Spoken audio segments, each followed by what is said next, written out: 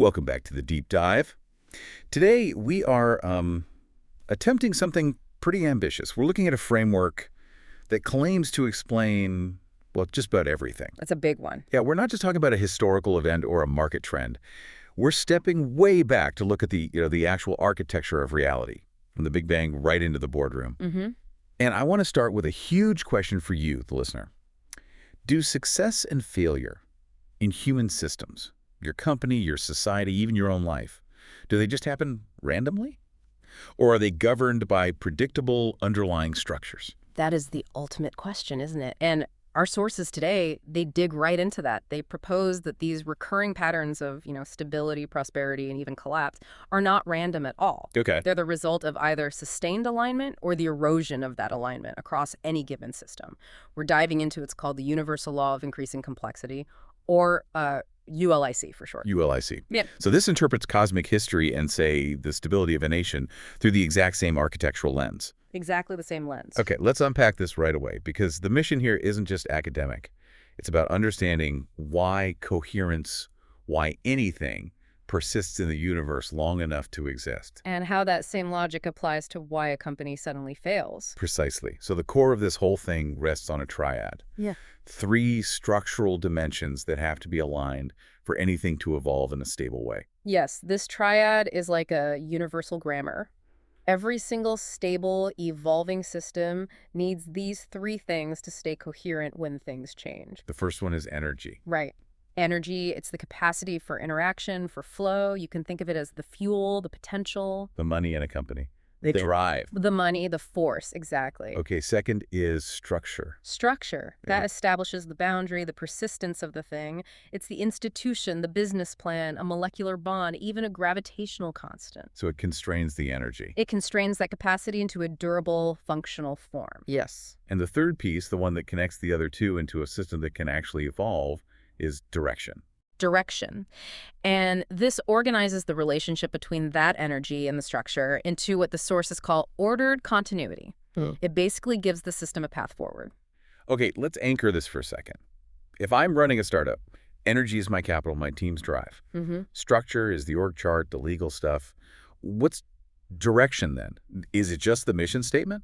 It is the mission statement, but you have to look at it architecturally. It's the organization's bias toward growth or adaptation or maybe even just consolidation. I see. I mean, if your budget is way bigger than your structure, your controls, you just get chaos. Right. But if your structure is too rigid for your direction, like a stagnant mission, your energy starves or people just leave. Alignment means they all sustain each other. That makes a lot more sense than starting with particle physics. But we do need to clear something up before we go deeper. Okay. The source material uses words like bias and direction. Are we saying the universe is conscious? That it has a purpose? No, absolutely not. And that is a crucial distinction to make. When the sources use those terms, they're talking strictly about structural or, statistical tendencies. Path dependence. Feedback loops. Exactly. Conditions that allow change to remain coherent over time.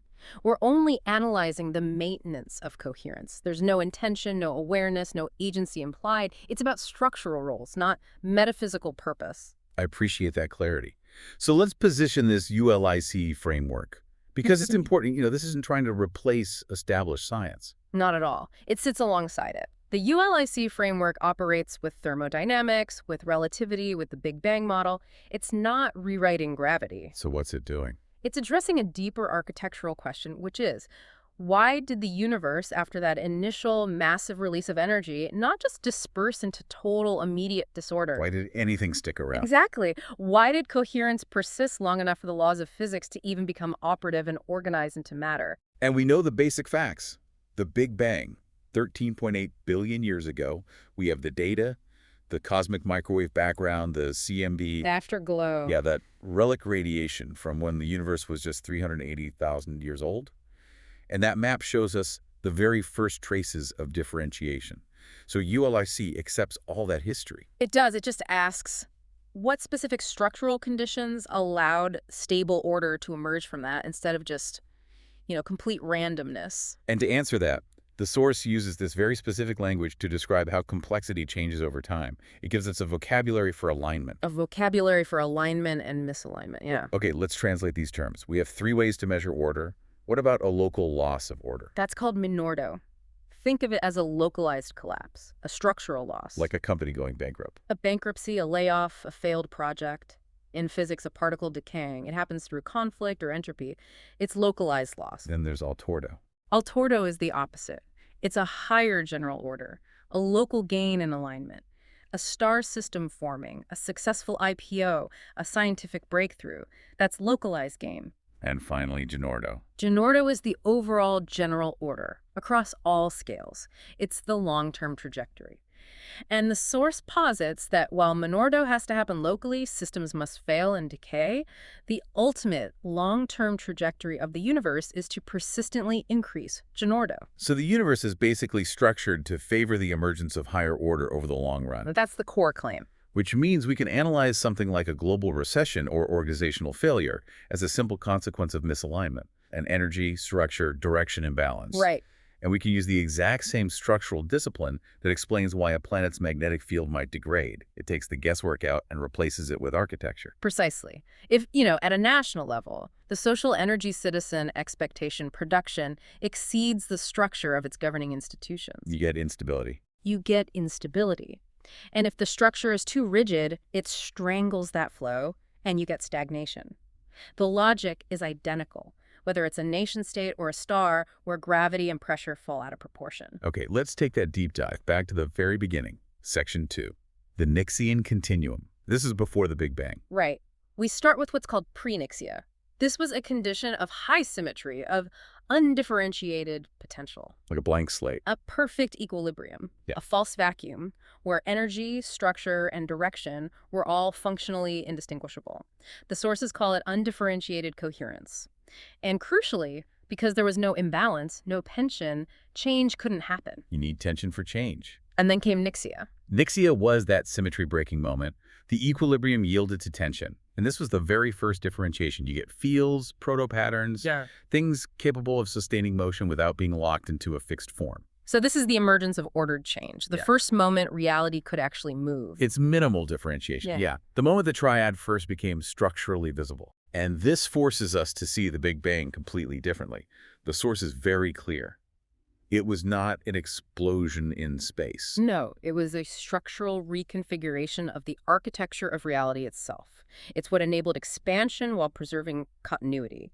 The rapid inflation that followed, which is really the first big expression of the direction dimension, and then space-time physical laws, those were all just successive alignments. So if you visualize it, Yeah. pre-Nixia, the static potential transitions into Nixia, which is all flow and motion, and then that cools into physics, stable matter. And alignment is what drives that entire progression. It's what explains the stability we see.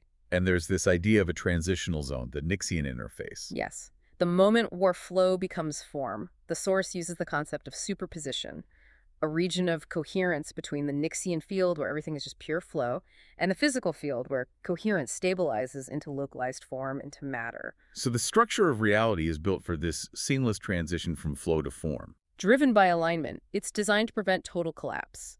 Okay, so that grammar energy structure direction is the key.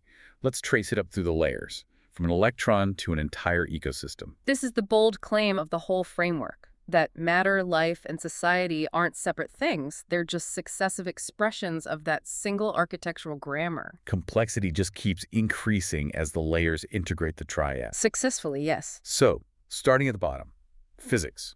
Energy is forces and particles. Structure is the laws and constants that keep them stable. And direction is time, the arrow of time. Irreversible temporal ordering. Okay. Exactly. Then you move up to chemistry. Energy is now bond and reaction energy. Structure becomes molecules, crystals. And direction is the sequential pathways of transformation, relational complexity. Okay. And then we get to biology. And this is where it really connects to the human experience. Life is a perfect example of the triad, but in this dynamic, self-sustaining way. Energy is metabolic energy, organized by information, DNA. The structure is the cell, the organism. It's a system that can contain that energy flow without being rigidly closed off. And direction is adaptive feedback, evolution. The key takeaway there sounds like life persists not by staying the same, but by constantly changing in an ordered way. Yes. Coherence is maintained through this constant recalibration between the constraint of its structure and the flexibility of its energy and direction. Which brings us to our layer. Society, the highest documented layer of complexity. Hmm. Here, energy is our productive and creative energy. The workforce, innovation, capital. Structure is our institutions, governments, networks. And direction is our shared orientation laws, culture, agreements. And the thing that makes the social layer so unique, so complex, is the emergence of what the sources call reflective capacity. The ability to think about ourselves. The capacity for a system to internally detect its own misalignment and consciously revise its own structure. It's the difference between bees building a hive, which is coordinated action, and humans debating a law, which is coordinated understanding. That feels absolutely critical. So a successful society or organization is one that uses this reflective capacity well. Exactly. It's governance that can actually Yeah. integrate minority viewpoints. It's a company that pivots its business model before the market disrupts it. It's science revising its own assumptions. So the successful system uses reflection to extend alignment into the domain of interpretation. It plans for change. It preemptively structures for change. The failing system just ignores the internal signals of misalignment until Minordo, that localized collapse, becomes completely inevitable. Which means every system that grows must eventually face its limits. Let's go to section 4, the architecture of renewal, because we have to challenge this idea that collapse is just failure. Right. This is maybe the core insight. Within ULIC, creation and collapse are not opposites. They are complementary phases of a single sequence. A single sequence. Collapse is the structural completion that happens when alignment can't be sustained. It's the mechanism that converts a constrained structure back into potential just to restore proportionality. So the system gets so tense, the structure is so out of whack with the energy, that it has to dissolve or it would just shatter. Exactly. It releases that constrained form, converting it back into potential, ready for the next Altordo cycle, the next buildup. And you see it everywhere. Like with black holes in physics. A perfect example. Gravitational collapse overwhelms everything else, reducing differentiated matter back toward field conditions. It's a local reset. It reintegrates. It doesn't annihilate. Then in social systems, it's a revolution. Or just dissolving an outdated company. It's the same architectural logic. It's the release of constraints. Yes. Which reframes how we should think about entropy. Entropy, the diffusion of energy, is basically Minordo in this framework. It's the functional equivalent. Yeah. Minordo is that localized descent of order. And it isn't decay in some purely negative sense. It's necessary redistribution. Right. It's the cost you pay to release rigidity before the whole system becomes brittle. Without Minordo, the system just can't absorb any more strain. It can't. That rigidity is key. I think the analogy of the wheel really makes this clear. Yeah, that's a great one. Imagine two systems under strain. First, you have a rigid wooden wheel. You spin it too fast, put it under tension. It shatters catastrophically. The structure couldn't absorb the energy. Okay. But then you have a pneumatic tire. That's a structure that sustains continuity because it adapts. It deforms in proportion to the forces it carries. So persistence depends on expanding the range of strain your structure can absorb without breaking. The wooden wheel is the system that's afraid of Minordo. It refuses that periodic reset. The pneumatic tire is the system that integrates release as part of its design. And this all leads to the closed cascade of alignment. Differentiation happens when you have alignment, but tension builds up, which leads to release and reintegration. And that cycle preserves global continuity, the Ginordo, through constant cycles of local loss of Minordo. The universe gets its consistency not by avoiding endings, but by structurally integrating them. That consistency from before the Big Bang to the global economy is just breathtaking.